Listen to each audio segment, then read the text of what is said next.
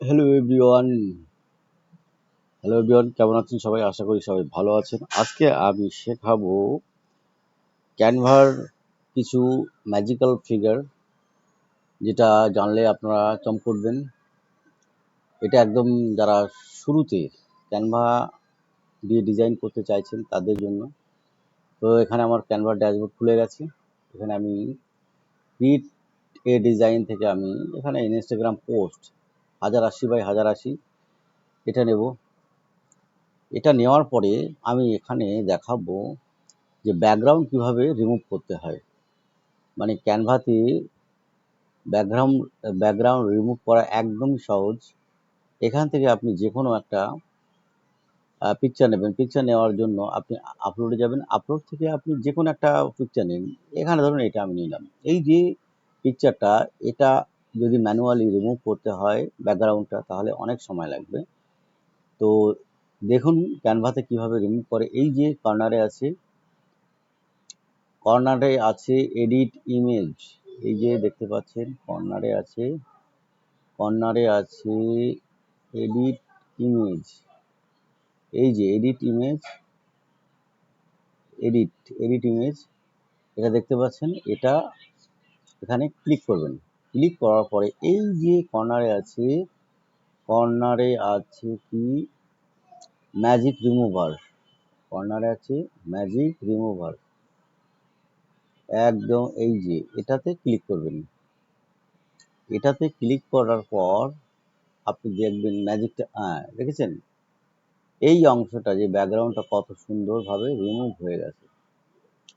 এবার আপনি এটাকে যে কোনোভাবে ব্যবহার করতে পারেন। এবার আমরা চলে আসি, এই যে হোয়াইট যে ড্যাশবোর্ডটা, এটা আপনি একটা কালার দেবেন। কালার দেওয়ার জন্য এই যে সিলেক্ট করা আছে, এই যে প্রোডাক্টটা, এটা কিন্তু সিলেক্ট করবেন না। এই যে ব্যাকগ্রাউন্ড, এটা সিলেক্ট করবেন।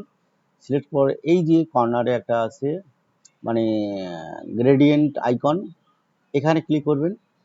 ক্লিক করার পরে এই যে আপনি চাইলে নীল, সবুজ, লাল, নীল, বিভিন্ন কালার আপনি দিতে পারেন। দেখুন ব্যাকগ্রাউন্ডে এই কালারগুলো চলে আসছে। এইবার যদি আপনি মনে করেন যে আপনি গ্রেডিয়েন্ট কালার দেবেন, গ্রেডিয়েন্ট কালার দেওয়ার জন্য প্লাস আইকন আছে। প্লাস আইকনে ক্লিক করার পর এই যে গ্রেডিয়েন্ট এখানে স্টাইল আছে। এখানে স্টাইল আছে, 5 ধরনের স্টাইল আছে। আপনি যেটা আপনার ইচ্ছা সেই স্টাইলটা আপনি নিতে পারেন। আপনি এই যে দেখুন, সেকেন্ডটা নিলে এই স্টাইল আসবে, থার্ড এই স্টাইল, ফোর্থ এই স্টাইল। এই স্টাইলটা চলে বেশি। ফিফথ এই স্টাইল। তো এই স্টাইল।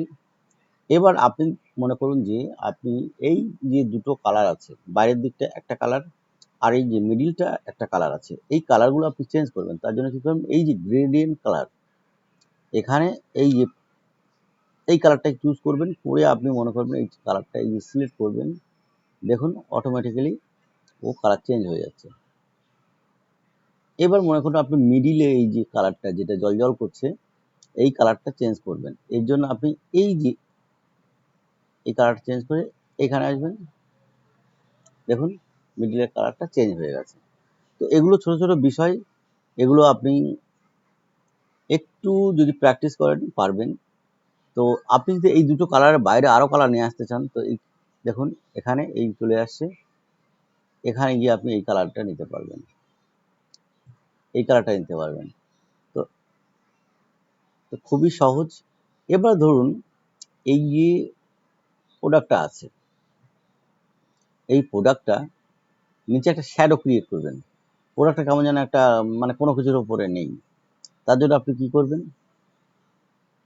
এই যে এলিমেন্টসে চলে আসবেন। এলিমেন্টসে চলে আসার পরে এখানে লিখবেন শ্যাডো, SHADOW, শ্যাডো।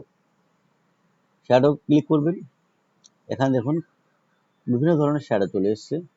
তো এখান থেকে আপনি মনে করুন এই শ্যাডোটা দেবেন। এই শ্যাডোটা চলে আসলো। এটাকে নিয়ে এর নিচে, এটা কেমন যেন একটু ওপরে ভাসছে। তো আপনারা চাইলে এর উপর একটা রাইট ক্লিক করবেন। রাইট ক্লিক করার পরে এই যে লেয়ারের পরে এখানে আসবেন send to backward. Send to back দিলে কিন্তু পুরো ব্যাকে চলে যাবে, কিন্তু সেন্ড টু ব্যাকওয়ার্ড, এই যে ব্যাকওয়ার্ড দিলেন। দেখুন এখন দেখুন একটু বড় করে দেখুন। ফুল স্ক্রিন করে দেখে চেক করে নেবেন। দেখুন পুরো পার্সেলটা মানে প্রোডাক্টটার নিচে যেন প্রোডাক্টটা কোনো কিছুর উপরে আছে দাঁড়িয়ে। তো এবারে দেখাই যে কোনো কিছু আপনি লিখবেন ধরুন এখানে লিখবেন Dove, D O V E Dove shampoo, SHAMPO shampoo, Dove shampoo. এবারে আপনি ধরুন এর ফন্ট চেঞ্জ করবেন। এই যে ক্যানভাস স্যান্স আছে, ক্যানভাস স্যান্স আমরা চালাই না, এখানে দেখবেন বিভিন্ন ফন্ট আছে। এই যে লিকু স্পার্ট, এই হরাইজন, আপনার যেটা পছন্দ আপনি সেইটা ব্যবহার করবেন। এবার মনে করুন যে কালারটা চেঞ্জ, এই যে এ লেখা আছে বড় হরফের, এর নিচে এই যে কালারে যাবেন, গিয়ে আপনি যে কালারটা চুজ করবেন সেই কালারটা এখানে যেন আমি হোয়াইট করব। দেখুন হোয়াইট হয়ে গেছে। এখানে এই কালারটা দিলাম, মানে এই হলুদ কালারটা দিলাম। এবার হলুদ কালারটা দেওয়ার পর আপনি চাইছেন যে নিচে একটু এফেক্ট দেবেন বা একটা শ্যাডো ক্রিয়েট করবেন, তার জন্য এখানে এফেক্টে চলে যাবেন। এফেক্টে গিয়ে এই যে শ্যাডোতে এই যে কালারটা চেঞ্জ করে নেবেন। কি শ্যাডো দেবেন? আপনি ধরুন ব্ল্যাক দেবেন বা হোয়াইট দেবেন। না, হোয়াইট না, ব্ল্যাকটাই ভালো লাগছে। এইবারে এই যে অফসেটটা একটু বাড়িয়ে দেবেন, দিয়ে এই যে দেখুন শ্যাডোটা উপর দিচ্ছে। কোন দিকে রাখতে চাইছেন সেটা আপনার উপর নির্ভর করবে। আমি একটু নিচের দিকে রাখতে চাইছি। এই যে ট্রান্সপারেন্সিটা একটু বাড়িয়ে দেবেন। দেখুন এবার আপনি মনে করছেন যে এই যে লেখাটা এটা তো প্রোডাক্টের সামনে চলে আসছে, এটাকে আপনি ব্যাকে দেবেন। ব্যাকে দেওয়ার জন্য সিম্পলি কি করতে হবে? আপনি চলে যাবেন এই যে পজিশনের পরে আছে অ্যারেঞ্জ, এই যে অ্যারেঞ্জ আর আছে লেয়ার। তো এটা দেখবেন এই যে লেখাটা এটা আপনার উপরে আছে, এটাকে মাউসের লেফট বাটন ধরে এই যে এর নিচে নিয়ে দেখুন প্রোডাক্টের পিছনে চলে গেছে।